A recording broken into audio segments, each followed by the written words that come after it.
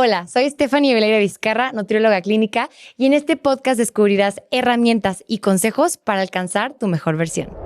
Este episodio es patrocinado por Multiblue, suplementos hechos con ingredientes naturales que puedes encontrar fácilmente. Bienvenidos a un nuevo episodio de Wellness Wave. Hoy, igual que siempre, estamos con una súper invitadaza. Siempre invitamos de verdad a las mejores para que nos ilustren con toda la información que nos comparten. Estamos con Jennifer Swain, que es cardióloga con especialidad en ecocardiografía. Así es, pues muchas gracias, Steph, por invitarme a este espacio a hablar de cosas tan importantes como es la salud cardiovascular. Sí, creo que es un tema que, como que digo, muchos sabemos qué tan importante es el corazón, que es vital, pero creo que no se hace tanto hincapié en todos los cuidados y en todas las relaciones y en todo lo que tenemos que hacer para cuidar más todavía nuestro corazón. Entonces creo que va a ser un espacio perfecto para que personas de nuestra edad, personas más chicas, personas más grandes, y al final les sirva para preventivamente cuidarnos más. Sí, ahora estamos mucho enfocados en la cultura de prevención. También. Entonces, a pesar de que las enfermedades cardiovasculares son la principal causa de mortalidad a nivel mundial, pues lo que hay que resaltar es que son altamente prevenibles, ¿no? Entonces, mucho está en nuestras manos de lo que podemos hacer para prevenir alguno de estos desenlaces. Entonces, es importante hablar de ello a cualquier edad. Sí, siento que como que las personas de antes está mucho la cultura de, ay, de todas maneras de algo me voy a morir, ay, no pasa nada, entonces, o sea, algo me va a pasar después. Entonces, muchas personas se dejan de cuidar o como que quieren disfrutar su vida, y por disfrutar su vida como que no hay un cuidado, no hay una prevención, no hay ciertas cosas en su alimentación que tienen que cambiar porque ellos piensan que así la están disfrutando más y que al final a todos nos va a pasar lo mismo, cuando no, o sea, hay una cuestión de calidad de vida. Exactamente. Que va a ser la diferencia de que vivas 20 años de que en cama, sintiéndote mal, con 1000 achaques, que no puedes, a que vivas 20, 30 años más, pero cargando a tus hijos, a tus nietos, saliendo de viaje y disfrutando la vida realmente, que es el chiste, ¿no? Creo que diste en el punto exacto. Exacto. Muy bien, platícame, ¿por qué te enfocaste o por qué te especializaste en el área de cardiología? ¿Qué fue lo que te llamó, lo que te gustó? Pues bueno, fíjate que no fue así como con la idea con la que entré a la carrera. Todos creo que de repente pasamos por ciertos cambios. Hay muy pocos que desde que entran a la carrera y lo que dicen que van a hacer, ya sea especialidad o no, lo hacen. Para mí, pues sí fue un proceso y fue hasta que llegué al internado, que es la etapa en donde ya estás en hospitales, que tuve una rotación en la unidad coronaria, que es donde se cuidan los pacientes que están en estado crítico de algún problema cardiovascular. Y entonces fue donde me enamoré de la cardiología, ¿no? Desde la fisiología del corazón, que es algo increíble, que dices, literal, no para de latir, late más de 100,000 veces en 24 horas. Entonces eso ya desde ahí, la fisiología del corazón se me hace maravillosa. Pero también que es una especialidad que te da un poco de todo. Está la parte donde puedes hacer prevención, entonces puedes ver al paciente cuando no está enfermo, desde el control de factores de riesgo cardiovascular, puedes tratar problemas agudos, ¿no? O sea, la parte emocionante de la medicina, que es ver al paciente que llega con una arritmia o con un infarto en urgencias, de atenderlo y se resuelve. Y también la parte del acompañamiento en enfermedades crónicas. Hay una enfermedad también de la que pocos saben, que es la insuficiencia cardíaca, que es como el camino final de la mayoría de las enfermedades del corazón. Okay. Entonces, esa es una enfermedad que requiere mucho acompañamiento. También los pacientes que viven con hipertensión, que viven con diabetes, con problemas de colesterol, que son enfermedades crónicas, que son enfermedades que no se curan, que se controlan, y entonces pues tienes que acompañar a los pacientes muchos años en todo este proceso. Entonces como que esa parte donde tienes manera de intervenir en diferentes etapas de la enfermedad, incluso antes de que se presente, es algo que me gusta mucho de la especialidad. Entonces creo que básicamente fue eso lo que me enamoró de cardiología. ¿Y qué es lo que te apasiona más? O sea, ahorita que estabas platicando lo que más te gusta, ¿qué es lo que te apasiona más de tu día a día ya en consultas? Pues justo fue algo también que fui descubriendo poco a poco, pero yo estoy como muy enfocada en el tema de la cardiopatía en la mujer. Ok. Obviamente veo a pacientes también, veo pacientes hombres, veo pacientes mujeres y todo, pero me interesó mucho la parte de la cardiopatía en la mujer porque es un tema que, como en muchas otras áreas, está descuidada. ¿no? Entonces, la información que tenemos viene de estudios en hombres, cómo se comportan las enfermedades, cómo resolverlo. Las mujeres no conocen cuál es su riesgo, piensan que es menos que el de los hombres. Entonces, desde ahí fue un punto que me tocó en lo particular porque dije, están como desprotegidas, ¿no? Claro, sí. No tienen la información, no tienen las herramientas y entonces para mí es un área donde se puede crecer mucho, se puede hacer demasiado, pero pocas personas lo saben, ¿no? Inclusive dentro del mismo ámbito médico, ¿no? O sea, hay mismos cardiólogos que no tienen esta conciencia de qué factores tiene la mujer que la lo ponen toman muy más en general, riesgo. ¿no? Exacto, ¿no? Entonces, justo por eso es que pues, es un área en la que en lo particular a mí me apasiona mucho. También la ecocardiografía, que es mi especialidad, que es la imagen cardíaca. Yeah. Es algo que ha avanzado mucho en los últimos años y que eso nos ha permitido reconocer las enfermedades en etapas muy tempranas y hacer mucho para mejorar el desenlace de los pacientes, ¿no? Entonces, es una cosa que también me gusta, la parte de la prevención. O sea, te podría decir muchísimo, pero yo creo que esas dos áreas en particular, incluyendo también una que es el área de la cardiooncología, que es algo que yo creo que todavía menos gente conoce, que es acompañar a los pacientes que van a recibir un tratamiento para el cáncer antes, durante y años después de que lo reciban, porque hay muchos medicamentos que pueden ser cardiotóxicos al corazón, pero ese daño lo podemos anticipar, tratar a tiempo y prevenir. Wow. Y en este grupo en particular, las mujeres con cáncer de mama, que son de los tratamientos más estudiados que pueden poner en riesgo al corazón, ¿no? Entonces va como muy de la mano. Oye, pero nunca me había tocado escuchar como este énfasis como en una persona que tiene un medicamento por cáncer o que pasó por ciertos tratamientos, o sea, que necesitaba tener... Y, por ejemplo, si esta persona no tomó esta prevención antes del tratamiento de cáncer de mama, de todas maneras le sirve como actualmente o en el futuro llevar un cuidado si tiene todavía este tratamiento. Sí, o sea, lo ideal obviamente sí es que se haga como estratificar su riesgo, decimos nosotros, o saber si es alguien que por sus características, si tiene hipertensión, si tiene diabetes, si tiene obesidad o sobrepeso, el tipo de tratamiento que va a recibir también, eso es algo importante. No todos los tratamientos son tan tóxicos como otros, la dosis en la que lo va a recibir. Generalmente necesitamos pues saber en qué nivel de riesgo está. Yeah. Pero si durante el tratamiento, pues digo, ya no se hizo en un principio, pero presenta tal vez alguna complicación o para el seguimiento más adelante, sí es importante que lo tenga, porque la buena noticia es que los tratamientos para el cáncer han avanzado muchísimo, los pacientes sobreviven, o sea, una mujer con cáncer de mama detectada y tratada a tiempo tiene el 95% de probabilidad de sobrevivir, ¿no? Entonces, es una mujer que ya desde el punto de vista cardiovascular tiene más riesgo y la tenemos que cuidar más a futuro, ¿no? Que si no tiene hipertensión, no la desarrolle, que si la tiene esté bien controlada, que lleve una buena alimentación, que haga ejercicio, ¿no? Entonces, todo eso es algo que va a hacer la gran diferencia muchos años después. Entonces, sí es importante en cualquier momento. ¿Y cuáles son los tratamientos de cáncer, sobre todo cáncer de mama, que realmente sí afecta al tema cardiológico? Hay unos en particular que son muy efectivos para el tratamiento del cáncer, que son las antraciclinas, y que son las que más en riesgo ponen al corazón. Son las primeras que se estudiaron que podían tener efectos a corto, mediano y largo plazo. Okay. Son muy necesarias porque son las que en la mayoría de los tipos de cáncer, no solo en cáncer de mama, sino también en algunos otros como linfoma, pues mejoran mucho la supervivencia de los pacientes y es lo que nos interesa, ¿no? Sí. Entonces aquí es un poco entre nosotros y los oncólogos, que el paciente pueda recibir el tratamiento que necesita para sobrevivir sin poner el riesgo al corazón o buscando proteger al corazón en la medida de lo posible, ¿no? Entonces, eso es básicamente lo que hacemos. Y qué importante que el oncólogo, o sea, le dé importancia a ese tema también, ¿no? Digo, o sea, que la importancia de mandarlos con un cardiólogo. Sí. O sea, que no sea nada más como, a ver, yo me encargo de esto, no, que te digan, oye, ¿sabes qué? Sí es importante que te cuides, porque siento que, pues, claro, o sea, lo más importante es sacar adelante al paciente, pero siento que muchas veces lo dejan como al azar del futuro y pues ya la persona se tiene que dar cuenta ya con más síntomas, ¿no? Sí, exactamente. Entonces es muy trabajar en equipo. Oye, ¿y qué crees que es algo como que hacemos mal todavía o que no sabemos o que necesitamos saber del cuidado del corazón? Que es algo que tú ves de que chino. O sea, hay bastante en la actualidad con tanta información que tenemos y se sigue haciendo esto mal.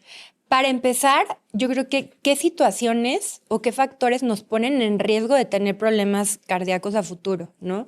De pronto pensamos que que es un problema de personas mayores y tristemente lo vemos cada vez en gente más joven, ¿no? Sí. 1 de cada 10 personas entre 30 y 70 años va a tener algún problema cardiovascular que los va a poner en riesgo, wow. ¿No? Muchas mujeres, casi 45% de mujeres mayores de 20 años vive con alguna enfermedad cardiovascular, ¿no? Entonces, para empezar, saber que el hecho de ser jóvenes no quiere decir que no tengamos riesgo. El hecho de saber que un infarto de alguien a los 50, 60 años se pudo empezar a prevenir desde los 20 años. ¿Y cómo es esto? Pues conociendo qué cosas ponen en riesgo a nuestro corazón. Y básicamente, o la mayoría, están relacionadas con nuestro estilo de vida, ¿no? Sí. Hay una parte que no vamos a poder controlar, que son los factores de riesgo no modificables, o sea, lo que ya traemos un poco en nuestra genética o hereditario, si alguien en nuestra familia ya tuvo alguno de estos problemas, pues sí, nuestro riesgo es mayor, pero no quiere decir que lo vayamos a desarrollar, ¿no? La edad, obviamente sí, a mayor edad, mayor es el riesgo y hasta cierto punto los hombres tienen mayor riesgo que las mujeres. Ahorita vamos a hablar un poquito más de eso. Eso es lo que no podemos modificar, ¿no? Sí. Pero la gran mayoría de los infartos y de los eventos cerebrovasculares dependen de cosas que sí podemos modificar o controlar. La presión, los niveles de glucosa, los niveles de colesterol, el sobrepeso y la obesidad, la vida sedentaria, el tabaquismo, que es súper importante como factor de riesgo, un sueño de mala calidad, niveles elevados de estrés. Entonces, cada uno por sí solo aumenta nuestro riesgo. Si se van combinando, pues ya te puedes imaginar, ¿no? El riesgo se va multiplicando. Entonces, creo que para empezar es conocer eso, cuál es nuestro riesgo. Y para eso es muy importante algo así que los norteamericanos en el American Heart utilizan mucho, es conocer tus números, ¿no? Aunque seas joven, conocer tus cifras de colesterol, tus cifras de presión arterial, tus niveles de glucosa y todavía utilizamos el índice de masa corporal porque pues, a veces es un poco difícil utilizar otras herramientas para hablar de sobrepeso y obesidad, pero básicamente pues al menos conocer eso, ¿no? Y obviamente pues conocer qué antecedentes familiares tenemos. Es que siento que casi todo se puede prevenir si nos estamos haciendo chequeos, si nos estamos haciendo estudios y siento que hace tanta falta como hacer más ruido en ve y revísate, aunque no tengas familiares que lo hayan tenido, aunque no tengas un riesgo, o sea, nunca está de más y no pierdes nada, al contrario, ¿no? Sí. Y ahora, sí, exacto. ¿por qué cada vez se ve más en jóvenes? Justo lo que estabas diciendo, cada vez lo vemos más en jóvenes, pero ¿por qué? ¿Qué estamos haciendo mal? Pues justo va de la mano del incremento de los factores de riesgo, como hay un incremento en sobrepeso, obesidad, diabetes, hipertensión, por nuestro estilo de vida o el mal estilo de vida, es que estamos viendo el incremento en las enfermedades cardiovasculares, ¿no? El primer factor de riesgo para tener alguna enfermedad cardiovascular, y lo ha sido a lo largo de 20 años, es la hipertensión. Y luego van más o menos de la mano el sobrepeso y la obesidad, los problemas de colesterol, el tabaquismo, la diabetes. Entonces, creo que, o sea, básicamente va muy de la mano eso, ¿no? De alimentación alta en procesados, ¿no? En alimentos procesados que tienen mucha grasa, que tienen mucha sal, mucho sodio, que tienen azúcares añadidos, ¿no? Eso, más vida sedentaria. Algo que no nos ayuda a estas generaciones es el home office, ¿no? O sea, puede tener muchas ventajas, pero hace que mucha gente permanezca sentado mucho tiempo frente a la computadora. Entonces, aunque hagan ejercicio, su rutina tal vez, el estar mucho tiempo sentados también incrementa el riesgo cardiovascular, ¿no? Okay. Un sueño de mala calidad, no dormir las suficientes horas o o sea, que no sea reparador ese sueño, otra cosa, ¿no? Los niveles elevados de estrés, que no es solamente algo que está en nuestra mente, sino que produce muchas sustancias como cortisol, adrenalina, que a la larga también aumenta nuestro riesgo cardiovascular. Entonces, todo va de la mano del estilo de vida. Y que cada vez se ve más como el tema del estrés, ¿no? Importantísimo. O sea, se habla poco, o sea, creo que cada vez se le da más importancia. Sí. De pronto pues, nos dicen, sobre todo generaciones más chicas, que generación de cristal, que no aguantan nada, todo eso. Es bien importante hablar de salud mental porque también es un factor de riesgo cardiovascular potenciador, ¿no? Entonces, no podemos dejarlo a un lado. ¿Y qué es lo que se ve diferente en una mujer y un hombre? El tema, dices que te enfocas más ahorita como en el tema de mujer, pero ¿qué es lo que hay diferente en tema de enfermedades cardíacas en hombre y en mujer? Pues para empezar, que nuestro riesgo cambia de acuerdo a nuestra etapa de la vida. No es lo mismo, te decía yo, que el riesgo en los hombres es un poco más alto. Esto es mientras la mujer está en etapa reproductiva, es decir, mientras tenemos protección de los estrógenos, ¿no? Entonces es cuando nuestro riesgo es un poco menor al de los hombres. Pero este riesgo va cambiando a lo largo de la vida, no es el mismo, o sea, y por eso debemos empezar a cuidarlo desde niñas. Sí. Se ha visto incluso que, por ejemplo, las niñas hacen menos ejercicio, se les fomenta menos la actividad física que a los hombres. Entonces, desde ahí empieza a haber diferencias. Luego, en la adolescencia o cuando llegamos a la etapa reproductiva, empieza a haber otros factores de riesgo, como por ejemplo, que no son tan conocidos, que aumentan el riesgo cardiovascular, como el síndrome de ovario poliquístico, ¿no? Que es bien importante porque aumenta el riesgo de síndrome metabólico, resistencia a la insulina y a la larga, pues obviamente también diabetes, ¿no?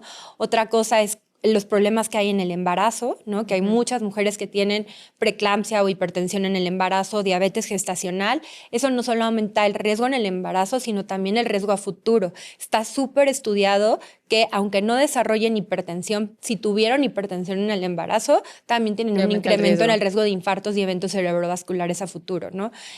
Obviamente, como que el punto crítico llega en la menopausia, ¿no? Que es cuando perdemos los estrógenos y entonces ya el riesgo cardiovascular se iguala al de los hombres o puede ser incluso peor, ¿no? Porque generalmente ya tenemos más edad que los hombres que tuvieron un infarto. Una mujer, por ejemplo, puede llegar a tener un infarto 10 años más tarde que un hombre, pero como es mayor, tiene, aparte de la edad en su contra, generalmente ya viene con más enfermedades, hipertensión, diabetes, ¿no?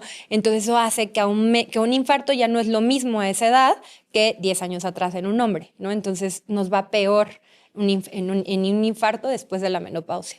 Entonces, no la peor etapa, pero la etapa con más riesgo sería la menopausia para temas de enfermedades cardíacas. Sí, justo, ¿no? Y la otra duda es, como dijiste, que nos va peor, pero realmente que no, conforme, o sea, si eres más joven, ¿es más fulminante una enfermedad cardíaca? No necesariamente. ¿O es nada más enfocados en infartos?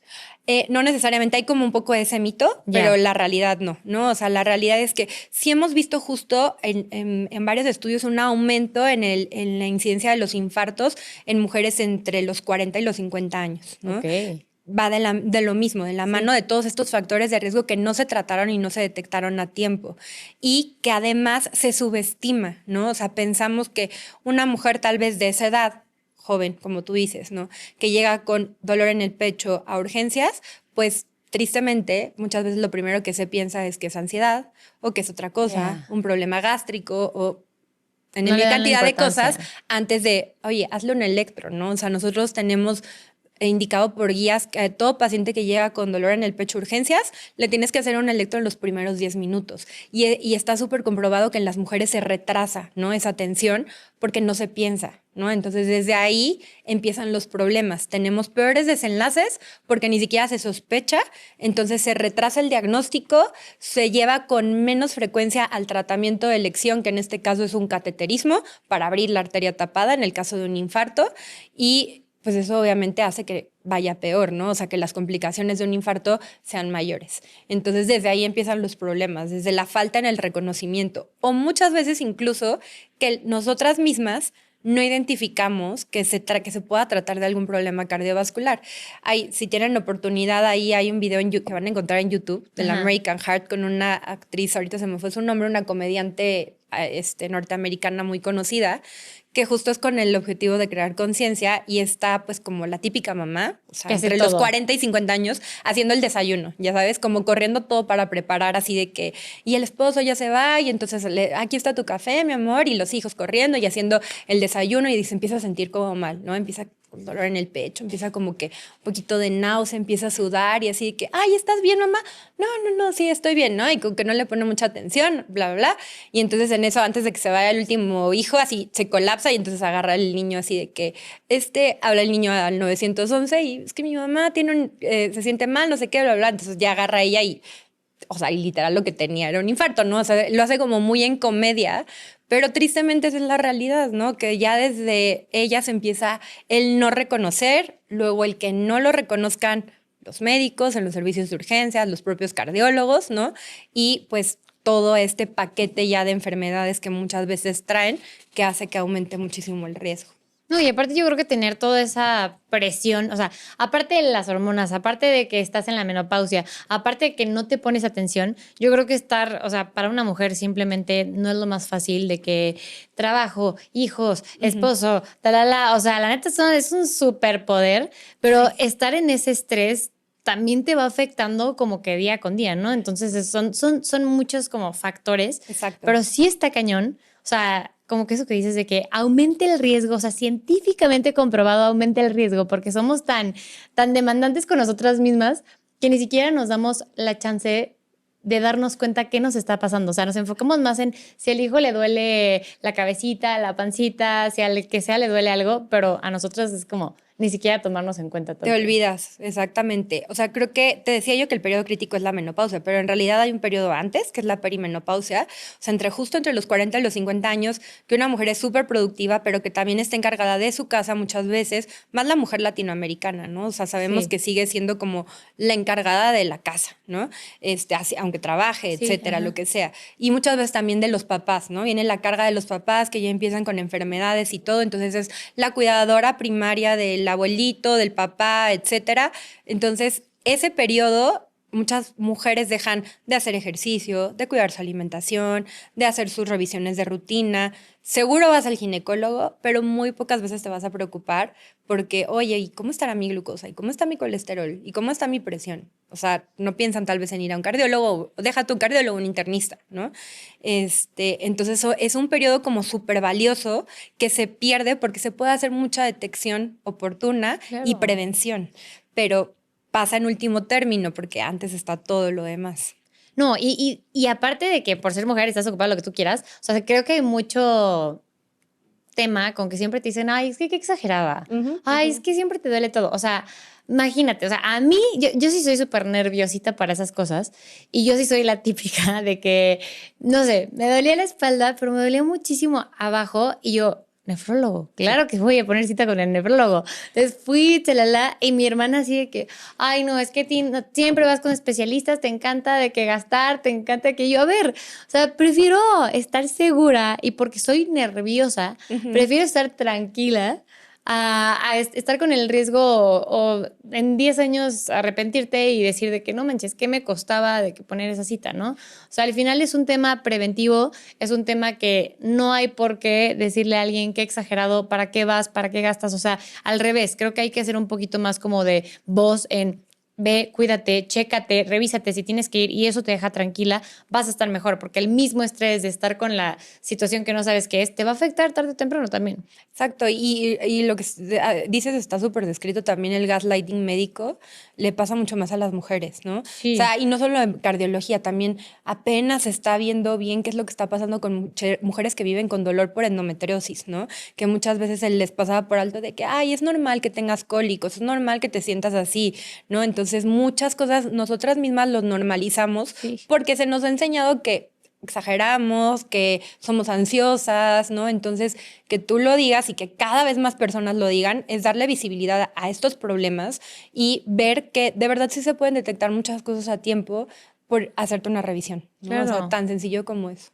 Oye, y hablando pues, de mujeres, ¿qué relación existe entre las hormonas y los riesgos de enfermedades cardíacas? Digo, ya sabemos que en la menopausia, pero ¿cómo funciona este tema hormonal? El tema es que los estrógenos, hablamos de que son cardioprotectores porque hacen que nuestras arterias funcionen mejor, ¿no? O sea, que nuestras arterias de todo el cuerpo estén flexibles, que estén protegidas porque nuestro colesterol malo es menos cuando tenemos estrógenos altos, tenemos niveles más altos de colesterol bueno. Entonces, todo eso hace o favorece que haya menos aterosclerosis, ¿no?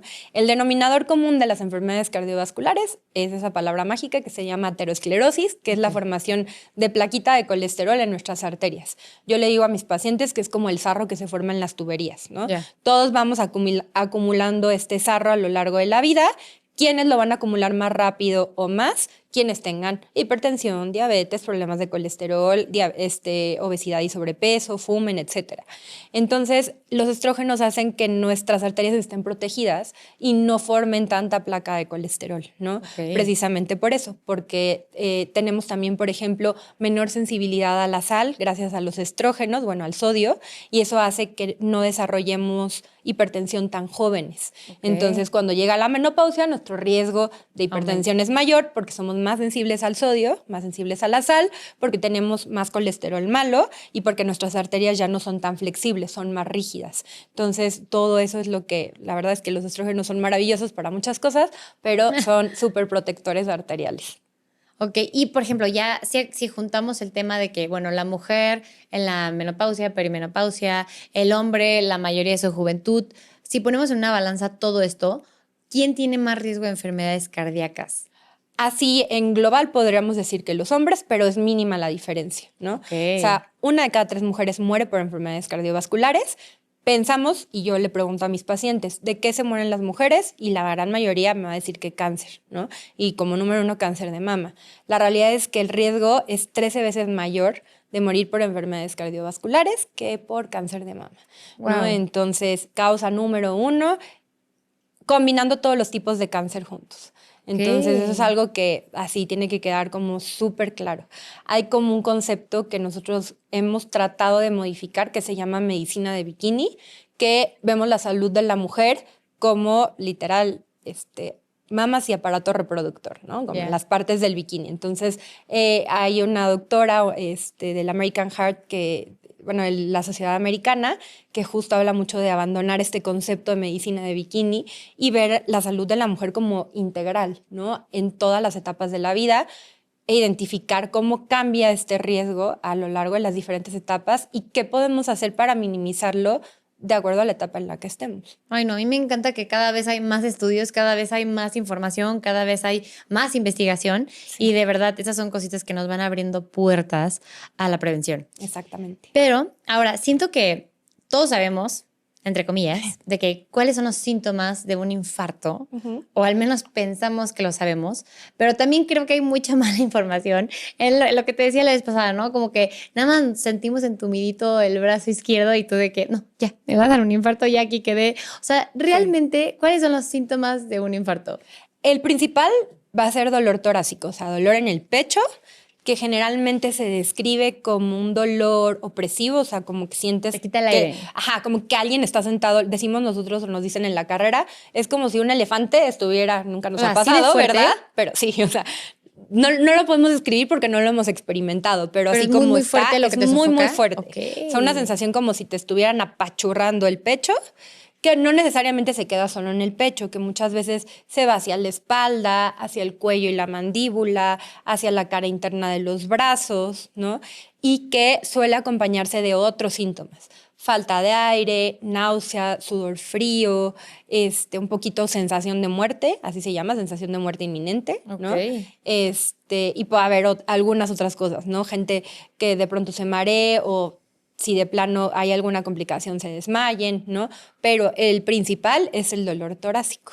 Entonces, eso tanto en hombres como en mujeres. Hay un poco ciertas diferencias que en la mujer no es que no tengan dolor, sino que a veces el dolor se enmascara porque tienen más aparentes los demás síntomas, ¿no? Okay. Más mareo o de repente nada más como mucha fatiga, sensación igual de náusea y entonces llega una paciente a urgencias y dice, pues sí, me duele el pecho, pero también tengo esto y esto, y como que son más cara el dolor en el pecho, y entonces es donde son las diferencias de síntomas entre un infarto en mujeres y hombres. Pero te puede llegar una paciente que está teniendo un infarto y caminando normal y diciéndote, sí, claro. Oye, ¿me duele mi pechito? No, sí, o sea, la mayoría de los pacientes que llegan, o muchos pacientes que llegan con infarto, llegan caminando, ¿no? O sea, pero casual. No tan casual porque si los ves así como que incómodos y demás, hay un síntoma también que hacemos mucho la diferencia, que es dolor en la boca del estómago, ¿no? Sobre todo cuando el infarto es en la parte inferior del corazón, los pacientes lo que tienen, y a veces lo confunden con gastritis, ¿no? Entonces llega el paciente y es que tengo un dolor aquí, ya me tomé 20,000 antiácidos y demás y no se me quita. bueno, señor, pase por favor, le vamos a hacer un electrocardiograma, ¿no? Entonces sí, es algo que se puede confundir con dolores de tipo gástrico, etcétera. O sea, causas de dolor en el pecho hay muchas. Obviamente, si llega alguien así a urgencias o a nuestro consultorio, como número 1 tenemos que descartar que sea algo que ponga en riesgo la vida y ya de ahí nos vamos para abajo, ¿no? Y no hay como un síntoma específico que tú digas, no confundirlo con el bracito lastimado, con el pechito sofocado. O sea, como que algo específico que tú digas, si esto te está pasando, es un infarto, sí. Generalmente es si es un dolor que empezó al hacer un esfuerzo físico, o sea, de que iba corriendo y empezó a sentir como el pecho apachurrado y me faltó el aire, que no se quita, ¿no? A pesar de que hayamos descansado, etcétera. Y que además que seamos, o sea, ponernos en el contexto de, ay, bueno, fumo, ¿no? O sea, o tomo medicamento para la presión, ¿no? Obviamente alguien más joven va a tener menos riesgo, pero yo creo que ante un dolor intenso y que apareció de estas características, siempre es mejor, al menos un electrocardiograma no le hace mal a nadie. Ok. ¿Y qué estudios preventivos? O sea, tipo, todavía pues, no tenemos ningún síntoma, solo tal vez en mi familia hay algunas personas que han tenido problemas cardíacos o se ha visto. O sea, ¿qué estudios tú recomendarías preventivos como para saber que todo está bien? Generalmente empezamos con análisis de colesterol a partir de los 20 años. Antes, si tenemos familiares que tienen problemas con el colesterol. ¿Desde ¿no? los 20 años dijiste? Sí. Oh, wow. Sí. Y te digo antes, si tenemos a alguien, hay problemas de colesterol puramente genéticos. Ok. Y esto entonces en niños se tiene que empezar a estudiar.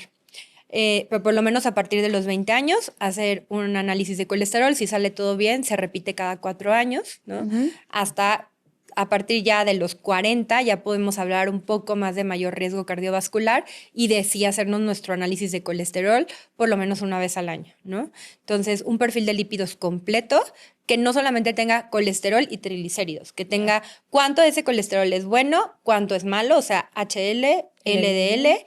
Algo que ahora está como muy de moda porque también se ha visto que aumenta el riesgo cardiovascular, que es la lipoproteína A, que es un estudio también en sangre, es como la hermana menor del colesterol malo. Y esa no depende de lo que comemos o lo que hacemos de ejercicio, no, esa es genética y la recomendación es hacerla una vez en la vida porque prácticamente no se va a modificar mucho. Pues sí, porque es genética, ¿no? Porque es determinada por genética. Obviamente, niveles de glucosa también, que eso te lo haces en una química sanguínea, te sale tu glucosa en ayuno. Y si tienes antecedentes en la familia de diabetes, entonces también tal vez hemoglobina glucosilada, que esa nos da una idea más de cómo está la glucosa de 3 meses atrás. Básicamente, esos en números, conocer tu peso, ¿no? O sea, que estés en un peso saludable, que no haya demasiada grasa visceral, que es la que nos da problemas, y las cifras de presión arterial, por lo menos una vez al año. El problema es que si no medimos, no sabemos que tenemos un problema porque la mayoría de estas enfermedades no dan síntomas. Entonces, yo le digo a los pacientes, como que les da miedo, es que ¿para qué averiguo si tengo algo?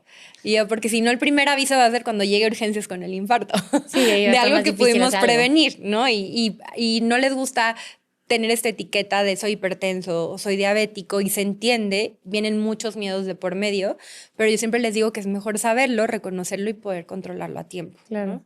Entonces, básicamente esos serían los estudios. ¿Y la lipoproteína A recomiendas hacerlo solo cuando tienes como un factor genético o siempre cualquier persona? No, idealmente a todos. Ok. Porque se hace al menos una vez en la vida, nada más no es algo que necesitas repetir. Entonces, yo sí sugeriría hacerla a todos. De hecho, por ejemplo, he tenido pacientes, mujeres jóvenes, que no tienen muchos factores de riesgo, tienen el colesterol LDL no tan alto, pero que de pronto tienen lipoproteína alta y tienen tal vez ovario poliquístico y tuvieron preeclampsia en el embarazo o no tienen, y entonces es alguien a quien ya le daría medicamento para el colesterol, además de la dieta y el ejercicio, porque su riesgo es mayor a alguien que no tiene una lipoproteína alta. Ok, ¿y qué pasa como en los niños o en las personas jóvenes que tienen un colesterol alto por tema genético? O sea, la lipoproteína le salió alta, el colesterol está alto, pero tú dices que a veces este niño come increíblemente bien, hace muchísimo ejercicio o este chavito. ¿Ahí qué pasa? Ahí depende mucho de los niveles, ¿no? O sea, si tienes un colesterol LDL, que es el malo, arriba de 190, no importa el riesgo total ni la edad, hay que dar tratamiento. Ya. Porque es un nivel muy alto de colesterol que sí aumenta mucho el riesgo. Si el colesterol LDL está más bajito y tiene tal vez lipoproteína alta, entonces vigilas mucho para que con dieta y ejercicio ese LDL se mantenga lo más abajo posible, ¿no? Lo que sí puedes controlar, que es el LDL. ¿Y qué opinas? O sea, últimamente he visto mucho como este tema de la LDL no es la importante. Realmente lo que es importante es la densidad y el tamaño de la molécula y no sé qué tanto. Si tienes la LDL alta, no cambies nada en la alimentación. Si todo esto demás, o sea, ¿ahí qué pasa? Creo que ha sido muy impulsado como sobre todo quienes abogan mucho por la dieta keto casi que en todos, ¿no? Yeah. Que no te preocupes de comer grasas saturadas y tener LDL alto, porque como la dieta keto te ayuda a tener la glucosa bien y no generar resistencia a la insulina ni triglicéridos altos, estás protegido. La realidad es que es falso, ¿no? El LDL alto es igual a mayor riesgo cardiovascular. Lo que sí es cierto es, sí importa la densidad de las partículas, o sea, el tamaño, si están oxidadas y todo, pero eso a veces no lo podemos medir.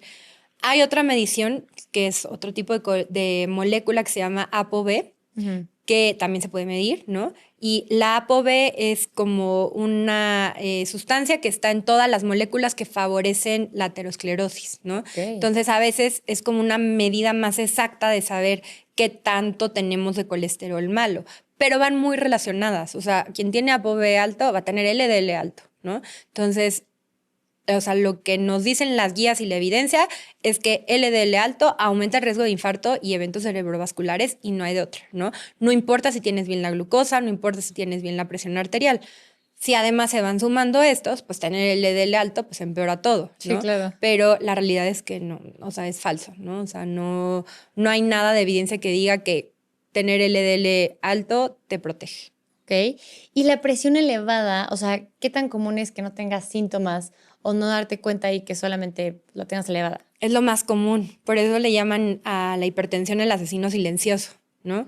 Porque con el tiempo, niveles persistentemente elevados de presión, generalmente arriba de 140 de sistólica y 90 de diastólica, van dañando las arterias de todo el cuerpo, pero principalmente los órganos más afectados son el corazón, los riñones, el cerebro, los ojos, inclusive órganos sexuales, ¿no? Entonces, son pacientes que a veces pueden tener disfunción eréctil los hombres por tener malas arterias por hipertensión. Okay. Entonces, hay como esta creencia de que pues a veces es como que nada más si no me duele la cabeza, si no me zumban los oídos, si no me siento mareado, no voy a tener la presión alta.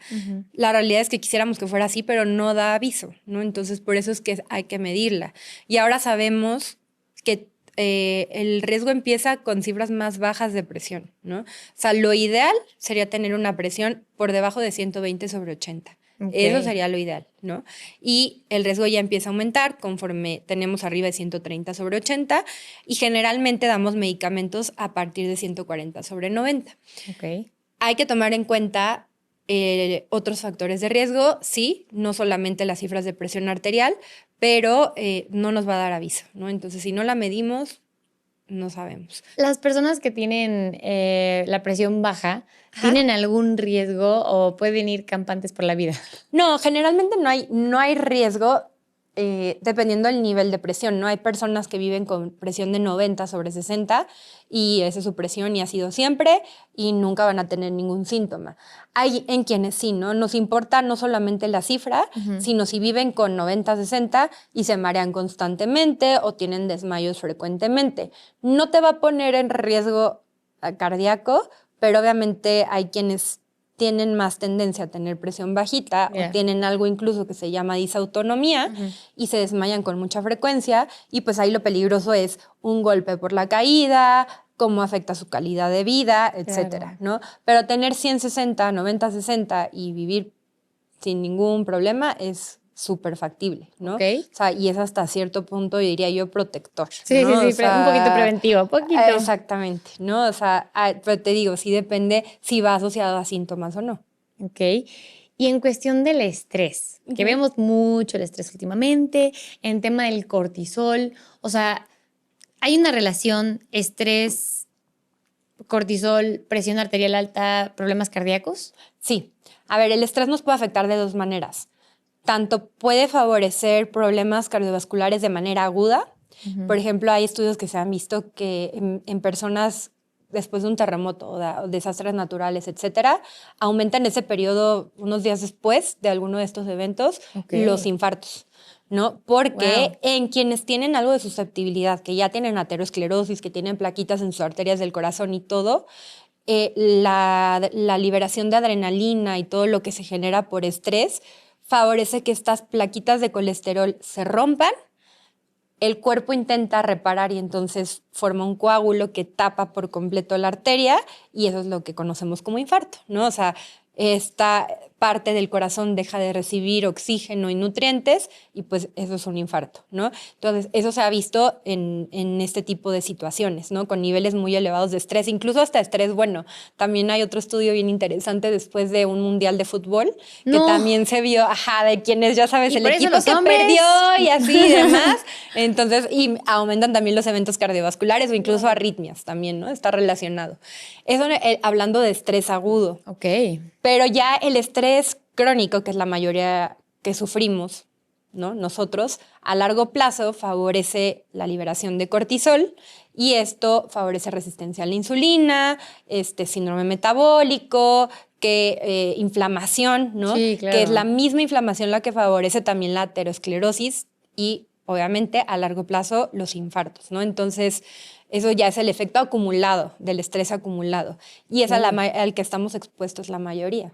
Oye, y ahorita, a ver, dijiste algo súper importante, que la adrenalina afecta en temas de coagulación.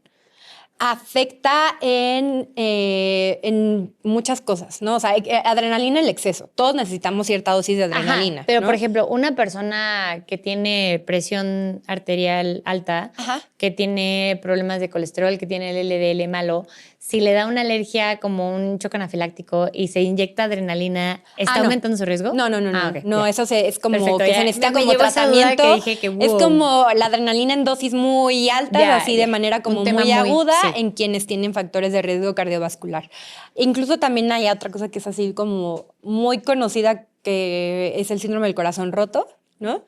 Que literal es cierto, que el nombre como que utilizamos nosotros es el síndrome de Takotsubo, o síndrome del corazón roto, que se puede presentar más en mujeres, que la teoría más aceptada es que es por liberación excesiva de adrenalina después de un evento de estrés emocional y se presenta como parecido a un infarto o insuficiencia cardíaca aguda, ¿no?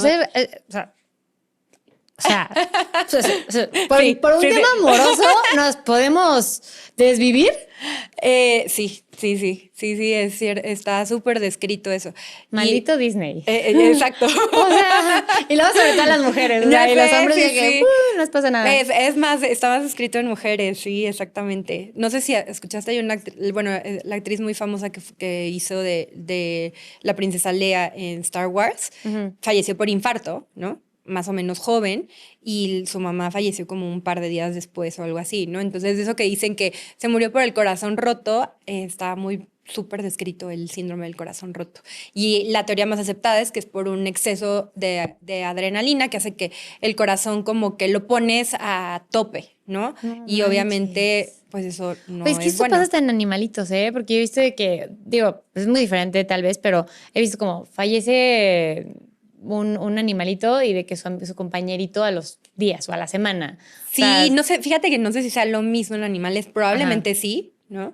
Pero en seres humanos sí, es lo que pasa. ¿Y cómo afecta la falta de sueño a temas cardíacos? Hoy es otro factor de riesgo bien importante. De hecho, el American Heart maneja los 8 esenciales para mantener como tu salud cardiovascular. Sí. Y dentro de esos está mantener un sueño de buena calidad, idealmente entre 7 a 9 horas todos los días. Los médicos somos los primeros en faltar a ese punto. Sí, totalmente. Entonces, pero bueno, idealmente sería eso y que sea reparador, ¿no? Porque precisamente, pues, al tener un sueño de buena calidad, lo que haces es que, pues, mantienes tu metabolismo en orden, ¿no? Algo que llamamos homeostasis o equilibrio, ¿no? Si al contrario no duermes bien o duermes poco, igual mantienes niveles elevados de cortisol, de adrenalina, favoreces arritmias, favoreces hipertensión, favoreces sobrepeso y obesidad. Hay un problema que se llama apnea del sueño, que se presenta en quienes roncan mucho y de repente hacen como pausas durante el sueño, que también es un factor de riesgo adicional, ¿no? Además de estos factores que ya hablamos, que son los factores tradicionales, hay factores potenciadores, ¿no? Okay. Entonces, la apnea del sueño, el estrés, la ansiedad, en el caso de las mujeres, los factores de riesgo específicos hormonales son factores que potencian el riesgo de tener eventos cardiovasculares, ¿no? Entonces, por eso es tan importante dormir bien. ¿Y qué tanto aumentamos el riesgo de problemas cardíacos al tomar alcohol y al fumar? Al fumar, muchísimo, ¿no? El tabaco. ¿Qué porcentaje aumenta? Ahorita no te puedo decir exactamente el porcentaje, pero al menos puedes duplicar el riesgo de infarto si fumas, ¿no? Y hasta 4 veces también el riesgo de eventos cerebrovasculares, ¿no?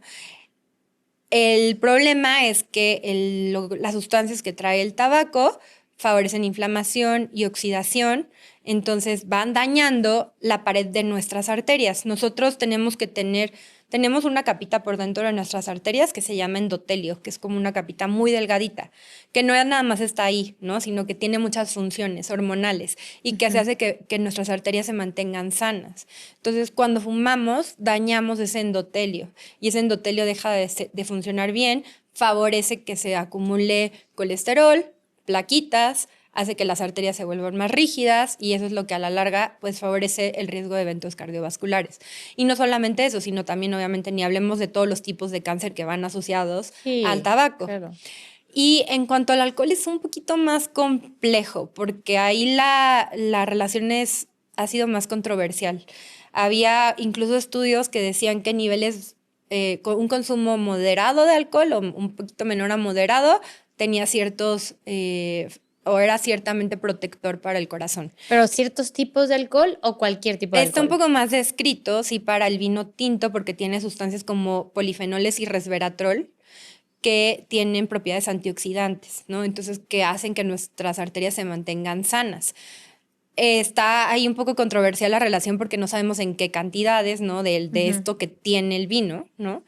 Y no es que lo recomendemos como que, ay, bueno, no es como que en tu receta, al final de tu medicamento para el colesterol y para la presión, te pongo que una copa de vino, increíble, ¿no? O sea, lo que decimos actualmente, la recomendación es que si tomas, ¿no? Que sea con moderación, que si puedes tomar lo menos posible, porque ahora la evidencia apunta a que cualquier nivel de alcohol es dañino. Es inflamación. ¿No? Exactamente, ¿no? Y no te aporta nada en cuanto a lo nutricional, ¿no? Claro. No es como que la comida, que pues sí tiene ciertas cosas que te ponen en riesgo, pero algo puede haber de aporte nutricional. En el caso del alcohol, no. Son calorías vacías. Bueno, eso tú lo sabes mejor que yo. Sí, o que tal vez de que te ayuda media copita a poquitito y tal vez te baja un poquito el estrés, entonces tal vez por eso sin querer, queriendo ayuda un poco. Pero a ver, 2 copas ya son oxidativas, entonces también para eso ya está mejor echarte un antioxidante en suplemento y vas a tener una cantidad más grande, vas a estar más segura y no vas a darle algo negativo a tu cuerpo al momento de meterle un antioxidante. Exacto, o sea, si lo disfrutas, que sea con moderación, ¿no? Claro, a quienes toman, obviamente a quienes toman en exceso, pues la recomendación es baja el consumo de alcohol. Claro. A quienes no toman, la recomendación nunca va a ser toma una copita, ¿no? Sí. Idealmente, en mujeres no se recomienda más de una copa al día y en hombres no más de 2. Okay. Y esto es importante que recalcar porque mis pacientes me lo preguntan si puede ser en acumulado, ¿no? Así de que, bueno, pues me tomo las 7 el domingo, no el sábado, no funciona así, ¿no? El binge, consumir alcohol así en grandes cantidades de manera como muy abrupta, no, definitivamente no. Aparte todos los daños a nivel de hígado, ¿no? Exactamente, deja tú, no solo es el corazón. Aumenta el riesgo de todos los tipos de cáncer también, ¿no? Entonces va también muy asociado a eso. Y también el tema es que creo que donde había como un poco más de controversia es que muchas veces quienes te toman una copa de vino al día o a lo mucho 2, eran pacientes que al estudiarlo se ve que consumen más una dieta mediterránea o hacen más ejercicio, ¿no? Ya. Entonces, pues es un poco difícil distinguir qué es lo que está haciendo el factor protector ahí, que es alguien que pues hace su dieta mediterránea y que hace Sí. ejercicio y se toma sus 2 copitas de vino y no fuma y no tiene otros comportamientos dañinos, ¿no? Entonces, ahí es donde es un poco cuestionable. Como que no sabían exactamente de dónde venía el beneficio. Exacto, es ¿no? un poco difícil distinguirlo porque aparte no es como éticamente correcto hacer un estudio aleatorizado en que le voy a dar muchas cantidades de alcohol a estos pacientes y a estos no y ver qué pasa, ¿no? Claro. La mayoría son estudios complejos de hacer con no evidencia tan sólida. Yeah. Entonces el tema del alcohol es complicado, pero hasta ahora donde sabemos, entre menos, mejor. Totalmente. ¿Y qué suplementos sí podrías recomendar que tú digas de que, ver, este antioxidante sí ayuda, está comprobado y no causa un efecto negativo? O sea, porque justo ahorita te voy a hablar de uno en específico. Sí. Y el omega 3 que desinflama, todo esto, o sea, ¿qué de estos suplementos? Y justo lo que te iba a preguntar también de mi duda es como, sé que el resveratrol, pues es un antioxidante, de hecho, pues lo tiene el vino, pero también sé que en cantidades tal vez más grandes por un tiempo prolongado, a personas con temas hormonales también les afecta. Entonces, aquí es donde entra a ver, si uno de los riesgos más grandes en mujeres es por temas hormonales, pero el resveratrol puede afectar en temas hormonales, entonces no nos iríamos por este antioxidante en una etapa de estas o nos iríamos por otro, por cuáles y todo. Justo, o sea, es muy importante individualizar, ¿no? Conocer cómo es tu paciente y ver el perfil y ver de qué se pueda beneficiar.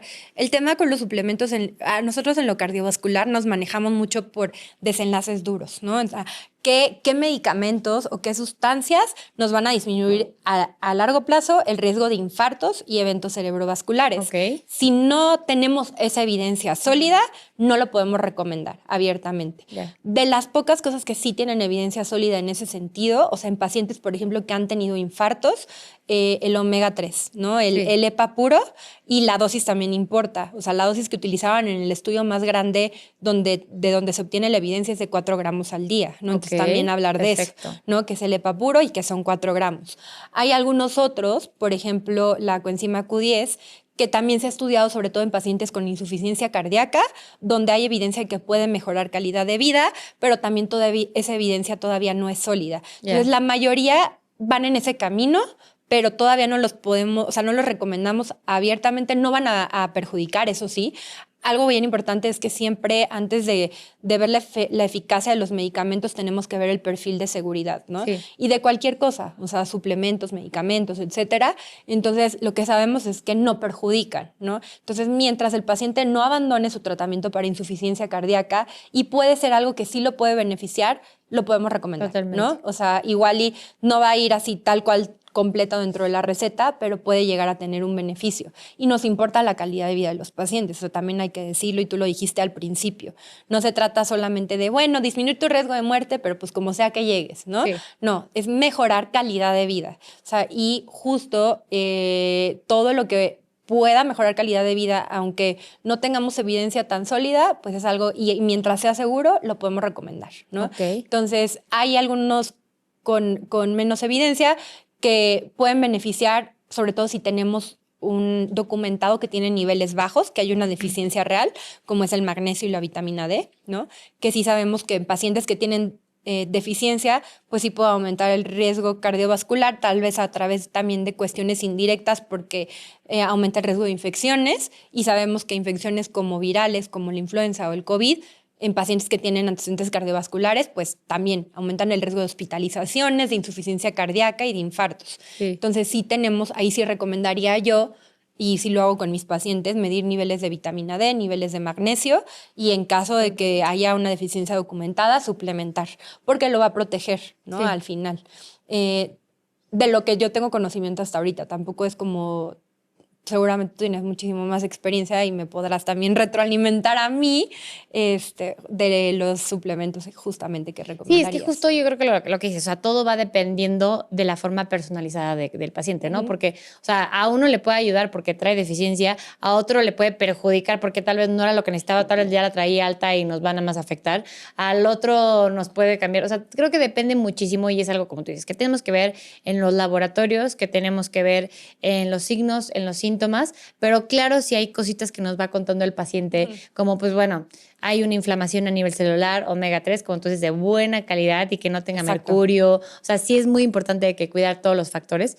La Q10 yo también de que sé que es súper buena, digo, tal vez hay falta más evidencia científica, pero hay muchas cosas que en pacientes vas viendo. Y bueno, a ver, todo esto, cabe recalcar que nada de esto es importante si no cuidan su alimentación y sus hábitos, ¿no? Sí. Porque luego lo quieren ver como magia o quieren ver de que, ay, bueno, pues dámelos, vengo. O sea, te lo juro que a mí sí me pasa con pacientes de que vengo por suplementos. Sí. Y yo de que, bueno, lamento informarte que hay algo que se tiene que hacer antes, que es llevar una alimentación, o sea, evitar muchísimos alimentos industrializados, procesados, azúcares refinadas, grasas hidrogenadas. Y, ok, entre esto, entre tu alimentación, entre tus hábitos, claro que te va a ayudar, pero de nada sirve que yo te esté metiendo un antioxidante si tú estás de que metiéndole todas las cosas oxidativas y simplemente te estás quedando tablas. Claro. ¿No? Entonces, va acompañado de muchos hábitos, como tú dices, el sueño, todo. Sí nos gusta un poco a veces la salida fácil, ¿no? O sea, como que, y sabemos que, y batallo yo mucho con mis pacientes en tratar de implementar lo básico, pero hay que empezar por lo básico. Y lo básico es hacer ejercicio y comer bien, ¿no? Y por ejemplo, omega 3 yo lo utilizo mucho también en pacientes con triglicéridos altos y que al momento de interrogarlos acerca de sus hábitos alimenticios, sé que no tienen buen aporte de omega 3 en la dieta, ¿no? Entonces, pero lo mismo, tú me dices, llegan y me piden los suplementos, bueno, más rico un salmón, más rico un pescado, más antes de, ¿no? Ajá, y de la mano de, sí, ¿no? claro. Pero sí es muy importante que tengan claro que, como dices, no es magia, ¿no? Ni siquiera tampoco los medicamentos que nosotros utilizamos sí aumentan el riesgo, disminuyen el riesgo cardiovascular independientemente del resto de medidas, pero muchos otros que, por ejemplo, ahora los que están de moda, ¿no? Los fármacos como semaglutida para el control de peso y todo eso, que además disminuyen muchos marcadores de inflamación, que mejoran resistencia a la insulina y todo eso, no es magia si el paciente no hace todo lo demás, ¿no? Sí, Entonces, claro. eso es bien importante y tiene que quedar claro que es la base. Sí. Oye, y ahorita, digo, se nos está cortando el tiempo y me Ay, choca porque yo sí. tengo también mil Va a haber preguntas. temas. Sí, no, deberíamos de hacer segunda Oye, parte. yo también hablo mucho, entonces creo que eso pasa. No, yo soy la más feliz de que hables mucho, ¿eh? Porque luego yo me siento de que yo soy la que habla más. Pero en temas, o sea, ahorita que hay tanta ansiedad, o sea, creo que he visto muchos temas de ansiedad que... Y tú me explicarás, ¿no? O sea, porque yo no soy la especialista en esta área, que hay temas de ansiedad que luego se ve también temas de lo que te había comentado de la extrasístole. Ajá. O sea, que se ven como que empezó con ansiedad, pero luego le empezó a dar de que como palpitaciones extrañas. O sea, ¿qué tanta relación hay en personas que tienen ansiedad ya como a largo plazo, prolongada, crónica, y que desencadenan un tema de una enfermedad cardíaca o algún tema irregular en las palpitaciones o qué pasa ahí? Sí, pues, o sea, uno de los que yo creo que grandes también problemas de salud de nuestra época son los trastornos de ansiedad, que también pues ya son más diagnosticados. Yo veo muchos pacientes con ansiedad porque muchos de los síntomas con los que llegan son síntomas cardiovasculares, ¿no? Palpitaciones, que es esa sensación como de que el corazón golpea más intensamente o más rápido contra el pecho, mareos, ¿no? Dolores de cabeza frecuentes, o incluso ataques de pánico, que es como ya el extremo de la ansiedad, ¿no? Entonces sí es muy importante al momento que llega un paciente con estos síntomas, obviamente primero descartar que haya algo orgánico o en este caso, por ejemplo, arritmias o algún otro problema que sí requiera un estudio más, un abordaje más extenso o un tratamiento específico. Justo en el caso de las palpitaciones, pues hay que descartar que no haya una arritmia, ¿no? Porque sí hay arritmias que aunque no sean directamente causadas por la ansiedad, sí el tener niveles elevados de ansiedad las favorece, ¿no? Voy a lo mismo, favorecen la liberación de adrenalina. La adrenalina es como un mensajero que hace que aumente nuestra frecuencia cardíaca. Por ejemplo, si nos asustamos, si estamos viendo una película de terror o algo, pues ¿qué es lo que pasa? ¿No? Pum, pum, pum, pum, pum. El corazón empieza a latir más intensamente y más rápido por efecto de adrenalina. Entonces, ¿qué pasa? En que hay algunas personas que sí pueden tener susceptibilidad a ciertas arritmias y que el efecto de la adrenalina o, por ejemplo, de cafeína, en quienes de repente sienten que como que, ay, no, es que yo no tomo café porque el café me acelera muchísimo. Sí, es cierto, ¿no? O sea, cada quien, es mucho escuchar a tu cuerpo y el identificar que hay ciertas cosas que sí hace que aumenten propiamente la Riesgos. frecuencia cardíaca de manera fisiológica es algo normal, pero que ahí favorecen también que aumenten ciertas arritmias. Las extrasístoles que me mencionaste, por ejemplo, que son como latidos adelantados o latidos intercalados entre nuestros latidos normales, muchas personas lo describen sí como palpitaciones o a veces también como que el corazón, como que un golpe y como que se paró, Sí. ¿no? O hay quienes dicen como que sentí como un vuelco en el corazón o como que algo se atoró y ya pasó, ¿no? Sí. Eso es muy frecuente que las describan así. Ahora, las extrasístoles pueden presentarse en gente sana. 75% de las personas podemos llegar a tener extrasístoles. Ok. Lo importante es que alguien que llega a la consulta y que las nota como más frecuentes o que de repente vienen como muchas juntas o que además de las extrasístoles o las palpitaciones se sienten mareados o pasa cuando hacen ejercicio o se han llegado a desmayar, ¿no? Cosas así, entonces ya necesitamos hacer más estudios. Como número 1, obviamente el electro, y número 2, un monitoreo del ritmo cardíaco de 24 horas, que se llama Holter, que es un aparatito donde te ponen los parches, lo llevas a tu casa y haces tu vida normal. Y ahí lo que hacemos es que medimos la cantidad de las extrasístoles, ¿no? O sea, qué tanto porcentaje en relación a los latidos normales tienes de extrasístoles. Si son menos del 1%, que es la mayoría, no nos preocupamos, a menos que den muchos síntomas. ¿Sabes qué? Es que yo tengo tantos, no 5% de extrasístoles y afectan mi calidad de vida porque me siento mal, porque me siento incómoda, porque empeora la ansiedad, ¿no? Yeah, o sea, si es te como da un miedo, círculo vicioso. Sí, claro, te da miedo. La ansiedad las empeora y el sentirlas empeora la ansiedad, ¿no? Entonces ahí en ocasiones sí damos algo de medicamentos que son muy bien tolerados.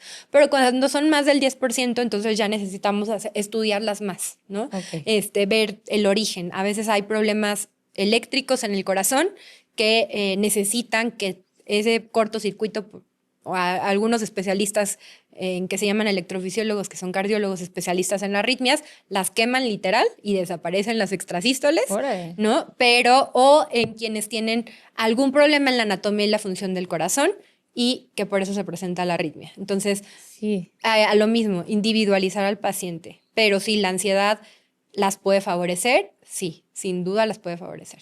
Fíjate que a mí una vez en la vida me ha pasado una extrasístole y estaba en una siente feo. consulta. Sí. No, pero a mí nunca, o sea, yo no tenía ni idea qué era y también justo me pasó de que sí habrá pasado algo o fue de que yo exageré y como que no pasó nada. Entonces como que me acuerdo que estaba en consulta y sentí como, justo como entre un hueco, una pausa, como entre todo lentito por un segundo, que fue de verdad un mini microsegundo, Sí. pero se siente más lento cuando te está pasando.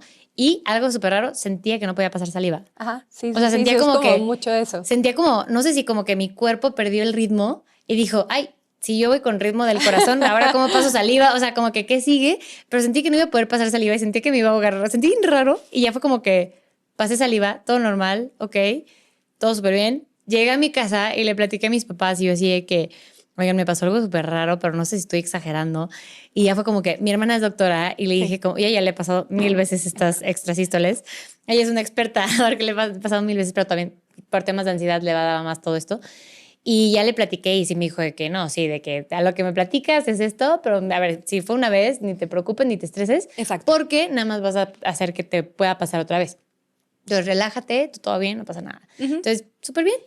Pero sí, estuvo raro. Pero, a ver, antes de que se nos acabe el tiempo, porque tengo las cosas contadas. No, Algo pregúntame. que también siento que es el boom ahorita y es el tema de los maratones y los infartos o los paros cardíacos que suelen pasar en estas personas que no van bien preparadas. ¿Por qué es tan frecuente y se ve tanto últimamente? Sí, el tema del paro cardíaco en los deportistas y ahorita pues enfocado mucho a los maratonistas porque creo que así como tú dices hay un boom, ¿no? Sí. Todo el mundo se mete en carreras de 5, 10 kilómetros, medios maratones, maratón, muchas veces sin conocer su condición física antes de empezar este tipo de entrenamientos o de someterse a un esfuerzo tan grande y que nunca lo han hecho, ¿no? Sí. Y el problema es que a veces hay cosas que son difíciles de detectar en estos casos. Generalmente en estas personas que caen súbitamente, pierden el conocimiento y pues no se recuperan a menos que se haya una reanimación, ¿no? Con electroshocks. Que sea con el aparatito, el desfibrilador y las compresiones. es porque hubo la mayoría de las veces ocasionado por arritmias malignas.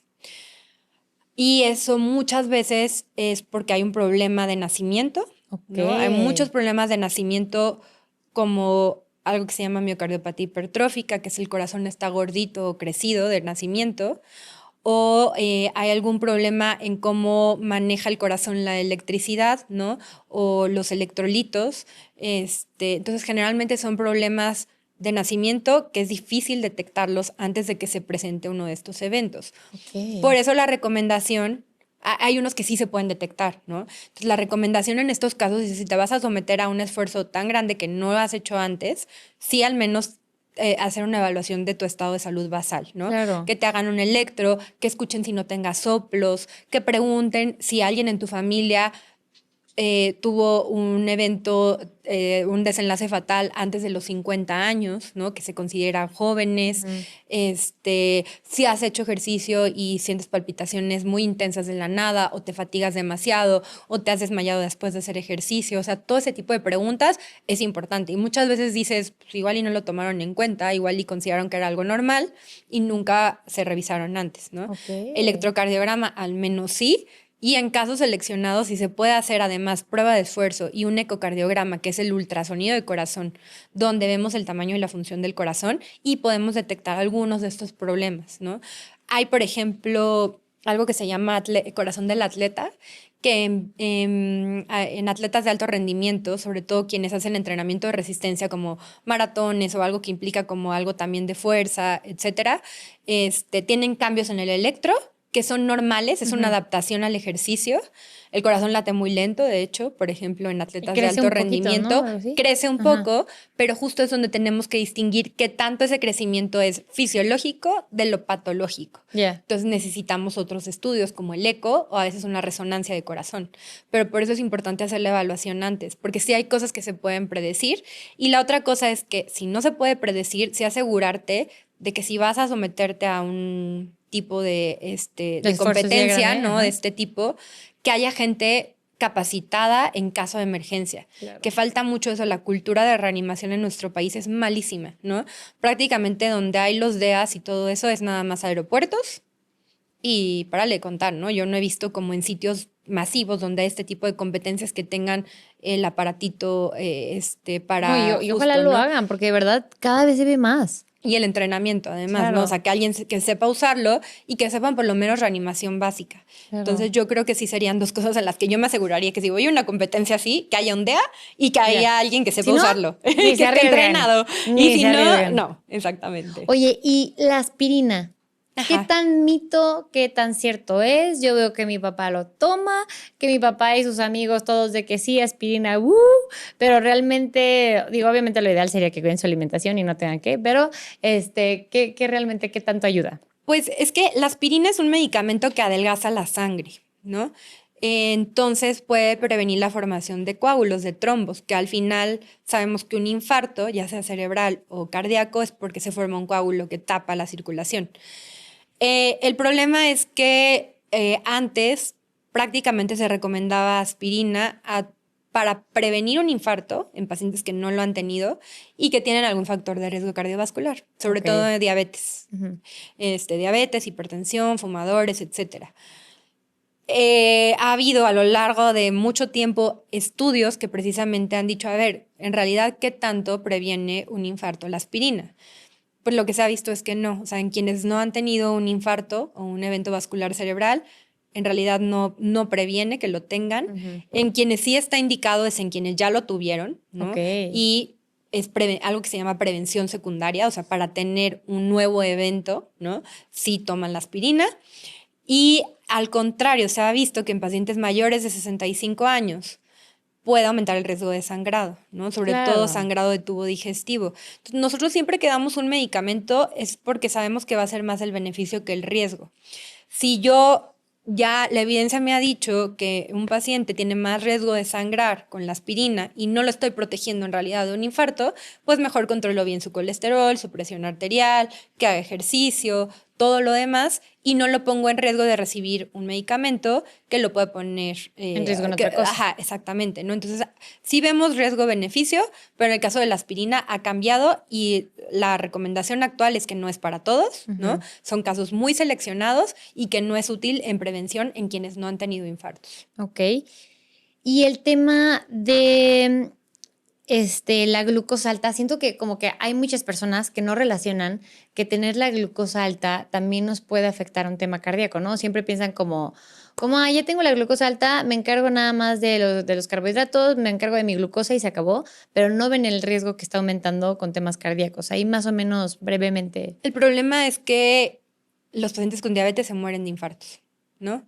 La principal causa de muerte en pacientes con diabetes son las enfermedades cardiovasculares. Yeah. Porque a lo mismo, todo va de la mano del daño a las arterias, ¿no? Tanto hipertensión, diabetes, problemas de colesterol, tabaquismo, daña las arterias. La diabetes es uno de los peores enemigos y es ahí donde hace el daño, ¿no? O sea, tener niveles elevados de glucosa va lastimando nuestras arterias y eso afecta ojos, riñones, corazón y cerebro. Ok. Ahora hay un nuevo concepto en medicina recientemente que se llama síndrome cardiorrenometabólico, porque hemos visto que todo empieza con los problemas metabólicos que van a afectar muy de la mano a corazón y riñones, sí, ¿no? Entonces, obviamente, si mantenemos niveles elevados de glucosa, si tenemos diabetes o prediabetes, sí aumenta nuestro riesgo cardiovascular. Entonces, lo que hay que hacer es detectarlo igual en etapas tempranas para ya sea regresar de la prediabetes a niveles normales o si ya hay diabetes, mantenerla controlada, porque yo creo que de lo que más destroza las arterias, o sea, de verdad, los pacientes que llegan con un infarto y que tienen diabetes, a la hora que se hace el cateterismo, ves unas arterias destrozadas, ¿no? Por la diabetes, ¿no? Entonces, sí es de nuestros peores enemigos. Y es lo que el aumento en la diabetes es lo que haya llevado de la mano al aumento de enfermedades cardiovasculares. Oye, ya se acabó. Desde hace como 15 minutos. No, pero yo feliz, de verdad. Muchísimas gracias por venir. Y de verdad me encantaría una segunda parte porque de verdad nos sobraron preguntas. Sí. Y nos faltó tiempo. Sí. Entonces, de verdad, muchas gracias por venir. ¿Quieres dejar? Bueno, no, primero, lo más importante antes y que siempre lo hago, ¿algún consejo que les quieras dar general como para que cuiden su corazón, para todas las personas que no saben qué hacer y cómo llevarlo? Que no importa la edad, conozcan su riesgo, ¿no? Entonces, conozcan sus números, conozcan su riesgo y se acerquen a un especialista, ¿no? Si tienen alguna duda antes. Habemos muchos en redes sociales que sí compartimos información basada en evidencia, pero también hay mucha desinformación. Entonces, please, que ante la duda de cualquier cosa no se dejen guiar por lo primero que escuchan en redes sociales, porque lo más viral, tristemente, y lo más así conocido, muchas veces no tiene ningún fundamento. Claro, y que no les dé pena ir con su especialista, o sea, que nadie es exagerado aquí, nadie es de que, ay, ¿por qué vas? No, o sea, si tú puedes, si quieres y tienes la duda, más vale, vas a prevenir más. Exacto. ¿Y quieres dejar tus redes sociales? Sí, soy doctora.jen con doble N y mi apellido que es SWAIN, Swain. Pues ahí también cualquier duda que tengan. Mi contenido va muy enfocado al tema de prevención, pero de pronto hablo de todo, ¿no? Y se acerquen, ¿no? Igual yo estoy abierta a cualquier pregunta. Perfecto, mil gracias por venir. Gracias a ti, Steph. Me encantó echar aquí el chisme. Sí, con el cafecito, con todo. Sí. Prácticamente es una plática. También, un último consejo, tomen café. Ese va a proteger a su tienen corazón. Ansiedad, ¿no? Lo que aprendimos también hoy fue que si tienes ansiedad, ¿no? Sí. Pero muy bien, muchísimas gracias y nos vemos en el siguiente episodio. En este episodio hablamos del corazón y sus cuidados y cómo prevenir enfermedades. Multiblue tiene este omega 3 que ayuda a la desinflamación a nivel celular y actúa como cardioprotector. Si te gustó este episodio, suscríbete, dale like y comparte. Síguenos en redes como Wellness Wave Club.